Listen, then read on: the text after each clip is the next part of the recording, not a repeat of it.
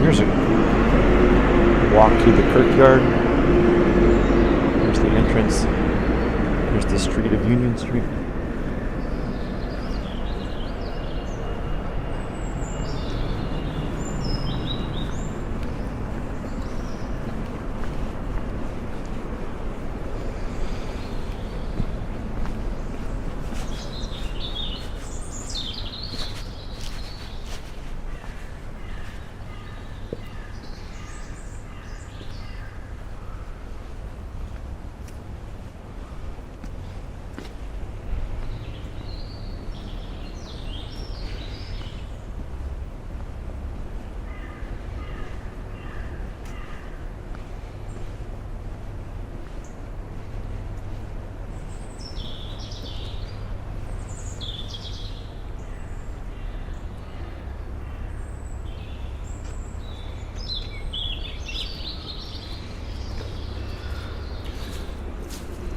Deputy Chief Constable James Cran from Aberdeenshire.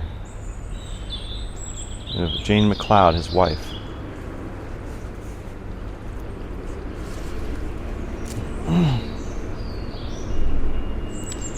This is Elizabeth Cowie.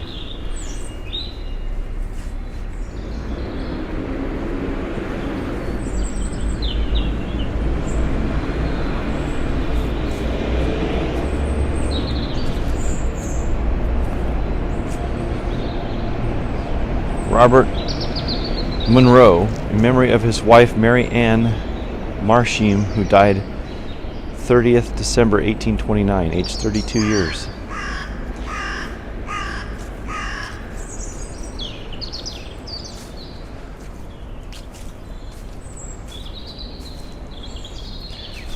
Most of these you couldn't really read. Very difficult. This one's 1791. I'm sure most of these are from the late 18th century. Janet Simpson Gibb, and this one's broken. On top. I don't know what happened to the top part of it or what it looked like. She died 1850. And this one, of course, is too difficult to read. But we could probably do a rubbing and find out. I'm afraid to walk on this one because I'm afraid if I walk I'll fall through into a gravesite. I don't want to do that, of course.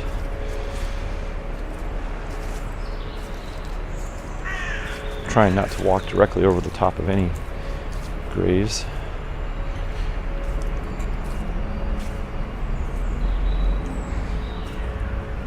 This is from James Rogers Tanner in Aberdeen, in memory of his daughter Susan, who died 10th March 1828, aged 19 years. Also of his son William and his daughter Mary, who died in their infancy.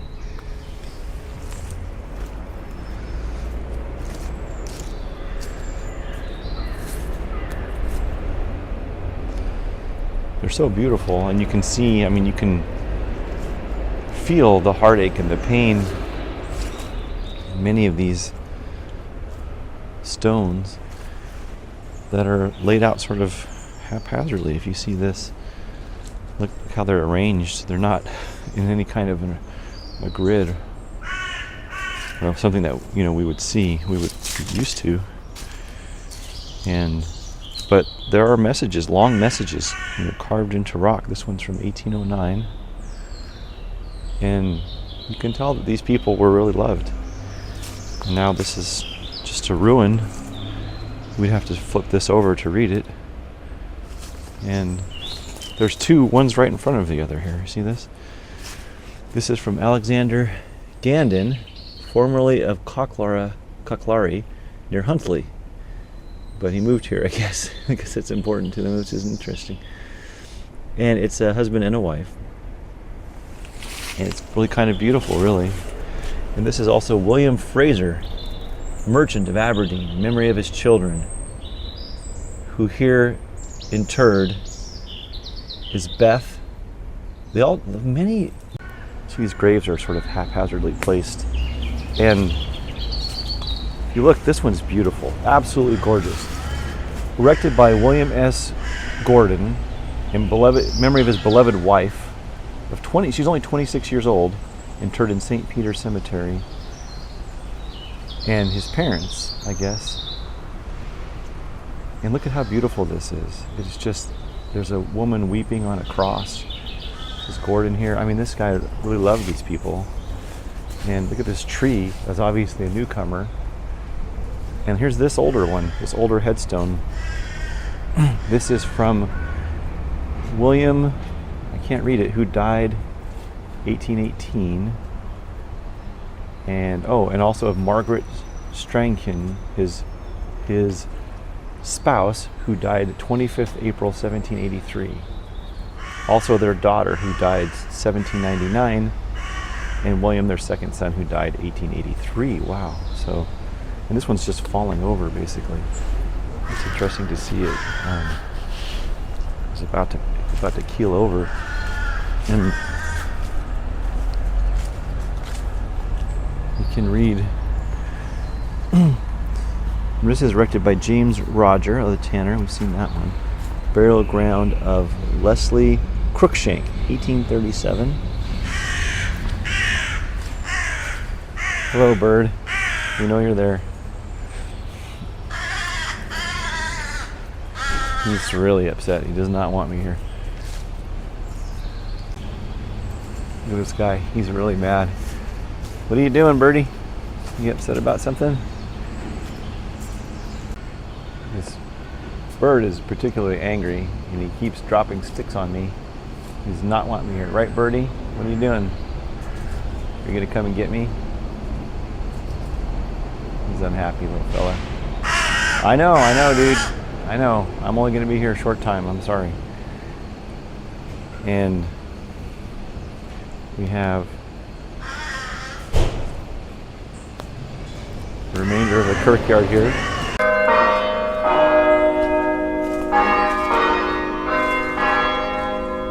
We have several that are covered with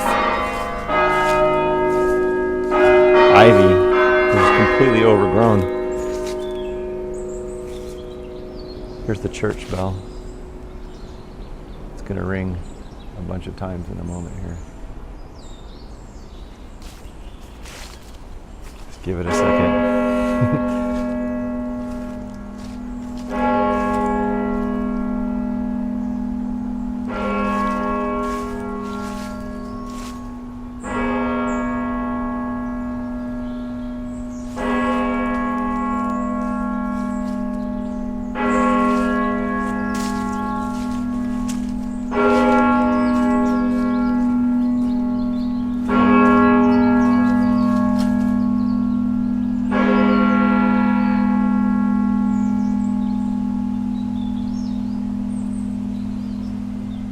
See all these other graves. This one's broken quite in two. And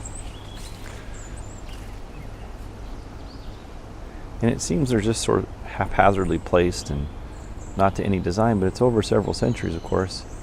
And it's still, I think it's quite beautiful. I think it's very lovely, actually.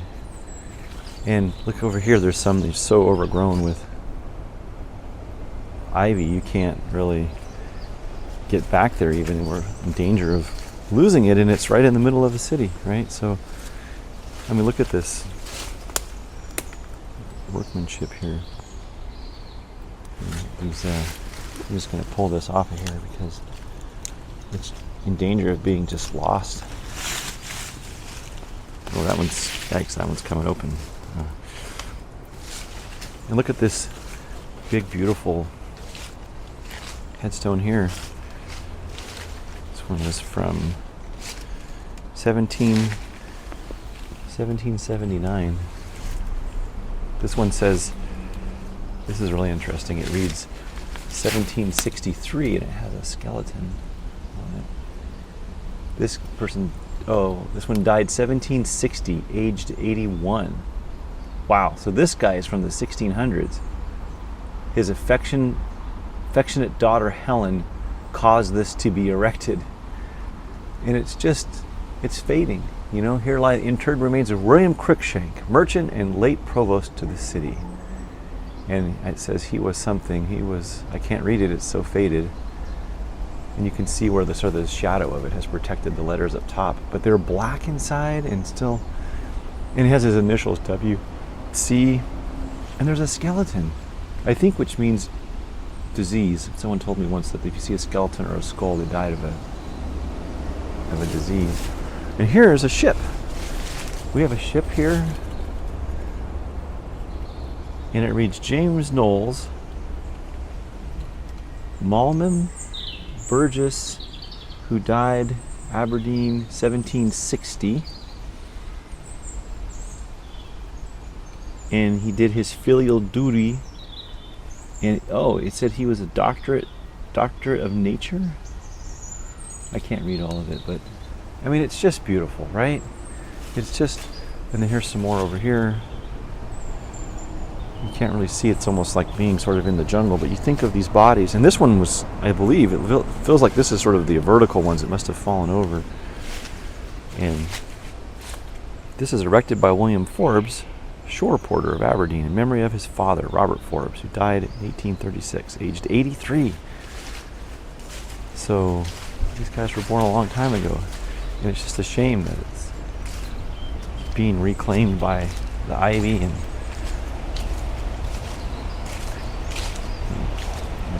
it's just beautiful.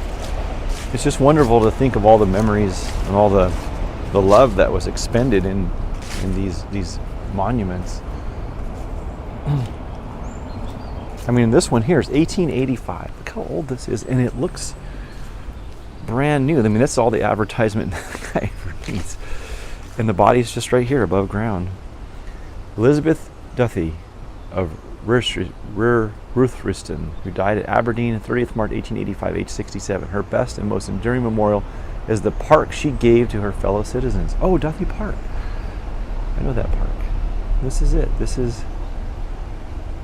I don't know. It's just beautiful. Here she is. I mean, this woman is inside this sarcophagus. Jane Pollock Duthie. Died 20th November 1862. Also in memory of. And so it's just a wonderful thing. And here's the kirk itself. A kirk means a church. I'm starting to say kirk instead of church. And it's just wonderful. Here we go. This is Robert Morris, 1889. It's just the most wonderful thing ever. It's so beautiful and so quiet. This one's fallen over quite completely, and it reads, but she, 1862. It looks brand new, but it's fallen, and no one's tipped it back up, right? It's quite sad.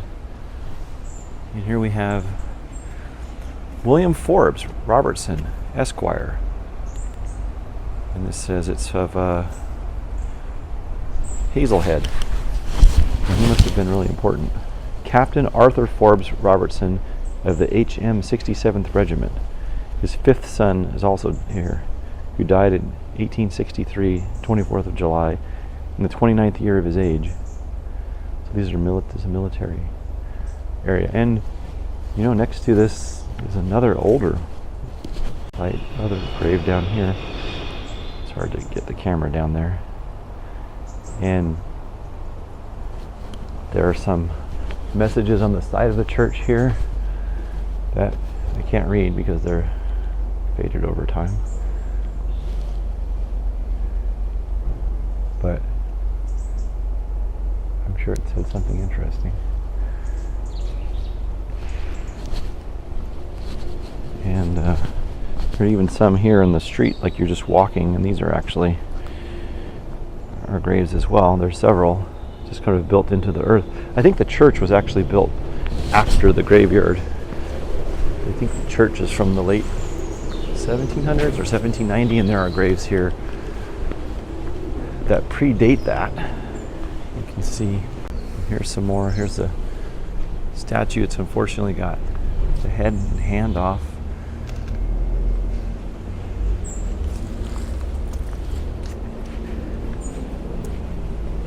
There was a giant tree had fallen here the other day. You can see it in the distance, and it was laying across all of these graves.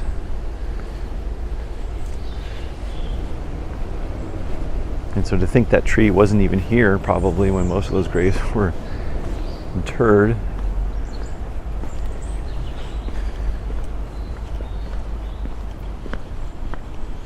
Yeah, so actually James Gibbs, this church may be older than I thought. It's James Gibbs, architect, 1682 to 1754. This church is closed until further notice, which is sad because there's so many churches here. Many of them are closed or being turned into nightclubs, and it's just sad. Here we go. Here, this reads. Look how fancy this is. 1659. This reads up top there. Look at that. WDG. It's gold. And it has some skulls. You can see the skulls there, and crossbones, and a candle, and an hourglass, and some angels. And there's a message for you. Wow. And it's in Latin, some of it, so I can't read it. Yeah. But it says 8th calendar January 1660. And this one has Roman numerals. And it reads MDCL, so it's 1,000. I don't know what that says. 5063. Does that say 1863? I think it says 1863. Yeah. No, one more before. I don't know what year. But this also has the angels and the hourglass and a candle. But this has 2 bells as well. And a harp. There's a harp over here. And a fleur-de-lis. They just stuck all kinds of stuff on this one. I don't know what that says in Latin.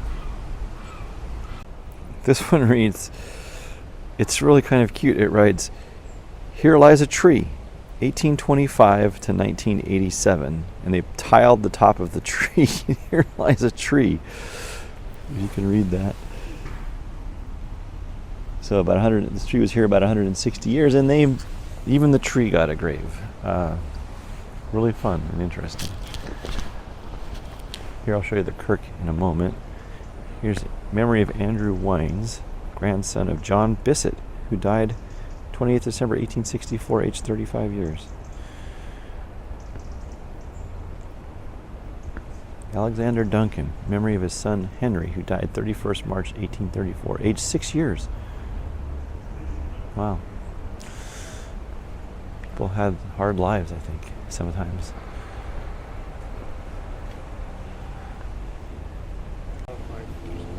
Here's the kirk itself, the church. If you want to see the spire, it's over here. You can see that. There's some work being done. You can see there's a ladder up on the right side of it, and some netting. I think they might have had some trouble, but the bell still works. It's quite.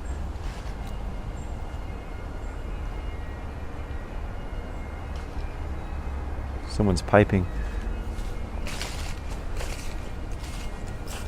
Well, that's fortunate.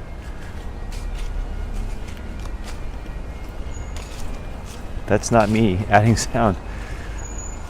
This is really happening. William Duncan, flax dresser.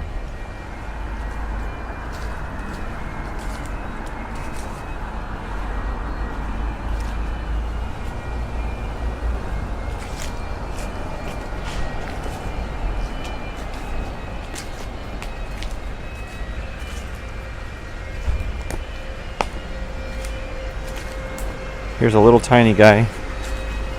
Charlie Mackay, 1881 to 1895.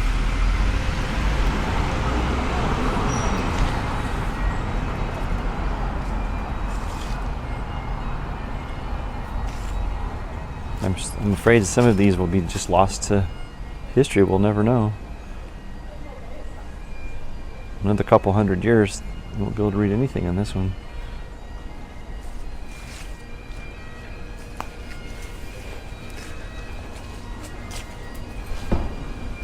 Somebody's just piping out here.